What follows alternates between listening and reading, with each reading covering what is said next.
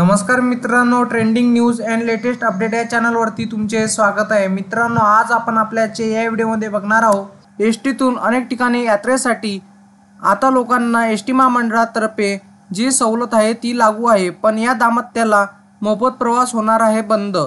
कारण या यात्रेकरिता या लोकांना ही सवलत मिळणार नाही। काय असणार, चला तर जाणून घेऊया आपल्याच्या या व्हिडिओच्या माध्यमातून। मित्रांनो, एसटी महामंडळाने गेल्या वर्षीपासून अमृत योजनेद्वारे 75 वर्षावरील नागरिकांना एसटीतून मोफत प्रवास योजना लागू केली होती। तसेच महिलांना तर अर्ध्या तिकिटात प्रवास सुरू केला होता। परंतु आता या कॅटेगरीच्या लोकांना ही सवलत बंद होणार आहे। कारण यात्रेसाठी या लोकांना फक्त सूट मिळणार आहे, पण काही दाम्पत्यांना ही सवलत मिळणार नाही आहे। तर ते कोणते दाम्पत्यांना मिळणार नाही आहे त्याबद्दल आज आपण बघून घेऊया। कारण मित्रांनो, एसटी महामंडळाने अनेक गाड्यांमधून विविध समाज घटकांना सवलतीचा प्रवास घडविण्यात येत असतो। त्याचा फायदा अनेक समाज घटकांना होत असतो। आता एसटीने अलीकडेच महिलांना 50% सवलत जाहीर केली होती, त्याचा पण अनेक लोक लाभ घेत आहे।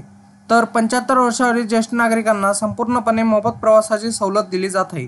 या सर्व सवलतीची प्रतिपूर्ती राज्य सरकारकडून वेळेत केली तर एसटीला स्वावलंबी बनवायला वेळ लागणार नाही।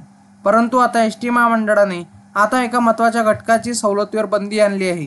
एसटीचा निर्णय कोणाचा अडचणीचा ठरणार ते बघूया। मित्रांनो, एसटी महामंडळाने गेल्या वर्षीपासून अमृत योजनेद्वारे 75 वर्षावरील नागरिकांना एसटीतून मोफत प्रवास करण्याची मुभा दिली होती।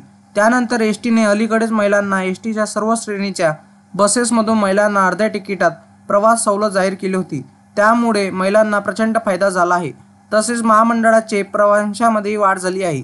एसटी महामंडळ विविध 29 समाज घटकांना प्रवासात सवलत देत असते, पण याची भरपाई राज्य सरकार स्वतंत्र निधी देऊन करीत असते।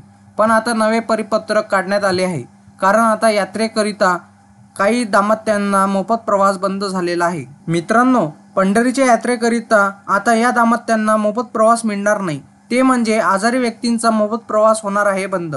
कारण महाराष्ट्र राज्य मार्ग परिवहन महामंडळाच्या बस वाहतूक विभागाच्या 2018 सालच्या परिपत्रकानुसार एसटीतून सिंगल सेल, HIV बाधित, डायलिसिस व हिमोफिलियाग्रस्त रुग्ण आदी। मित्रांनो, तुम्हाला असेच नवनवीन व्हिडिओ बघण्यासाठी तुम्ही आपल्या चॅनलला लाईक, शेअर अँड सबस्क्राईब करा। धन्यवाद।